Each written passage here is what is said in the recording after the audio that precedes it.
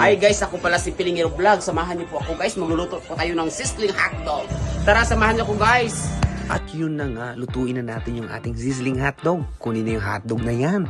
Huwag lang isa, hindi lang dalawa, kundi tatlo. Yun, syempre hiwain na natin yung bawang guys. Pagkatapos ng bawang, hiwain na rin natin yung ating sibuyas. Syempre yan yung mga hindi dapat mawala, no? After nung bawang at sibuyas, syempre isunod na natin yung hotdog natin. Yan, isang hotdog, yung pangalawang hotdog, at syempre yung pangatlong hotdog. Ayan, kompleto na guys. Tara, lutuin na natin. Let's go! Magpainit na ng mantika. Ayun. Pagkatapos ihulog na natin yung bawang at sibuyas. Ayan. Mekos-mekos lang natin hanggang sa medyo pa maluto na yung bawang at sibuyas. Pagkatapos yan, syempre, isunod na rin natin ang ating hotdog. Ayan. Ano pa nga ba? Para maluto at balantakan na yan. Sige, mekos-mekos muna natin.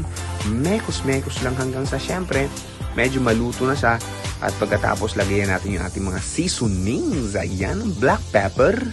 Yung, pagkatapos yan yung ating oyster sauce. Yan, syempre hindi na mawala yung ating red pepper. Yan, ang dami naman pampasarap. Meron tayong soy sauce. Yan, ihahalo natin lahat. At syempre yung iba hindi ko na ipapakita. Sekretong malupit na lang yung tulad yan. Yung aking magic potion. Yung nagpapasarap na aking sizzling hotdog. Yan, akin lang na yan. Yan, syempre halu-haluin lang natin. Kasi medyo matuyo. Pagkatapos yan, dagdagan na natin ang aking tinatawag na tomato sauce with red sugar. Ayun, napakasarap naman, ano? Yan talagang nagpapasarap dyan, mga kapatid. Ayan, pagkatapos, syempre, i-prepare na natin ang ating sizzling plate. Lagyan na ng butter at tunawin na yan. Pagkatapos, ilagay na natin yung ating sizzling hotdog. Ayan.